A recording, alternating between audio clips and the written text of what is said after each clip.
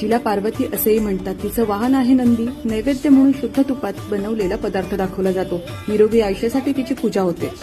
देवी ब्रह्मचारिणी, जिला भक्ती, समर्पण आणि साधना यांची जननी म्हणून ओळखलं जातं. नैवेद्य म्हणून साखरेचा पदार्थ देतात. भक्ती मार्गात अडथळे येऊ नयेत म्हणून हिच्याकडून आशीर्वाद मागितला जातो. चंद्रघंटा देवी, वाहन आहे वाघ. नैवेद्य म्हणून खीर दाखविली जाते आणि सर्व संकटे दूर करणारी म्हणून हे रूप प्रसिद्ध आहे. कुष्मांडा देवी, देवीचं वाहन आहे सिंह. या रूपाची पूजा केल्यास तुम्हाला सर्व सुख प्राप्त होते असा विश्वास आहे. मालपुआचा नैवेद्य देवीला दाखविला जातो. स्कंदमाता देवी, हिला पंचमी म्हणून देखील ओळखतात. तिच्या मांडीवर भगवान कार्तिकेय आहेत आणि हिचं वाहन आहे सिंह. हिला केळीचा नैवेद्य दाखविला जातो. अपत्य सुखासाठी हिची पूजा होते. सिंहावर बसलेले हे रूप आहे देवी कात्यायनीचं. संकटाला धावून येणारं असं हे रूप आहे आणि हिला नैवेद्य दाखवतात मधाचा. कालरात्री देवी, हे देवीचं सर्वात उग्र रूप आहे.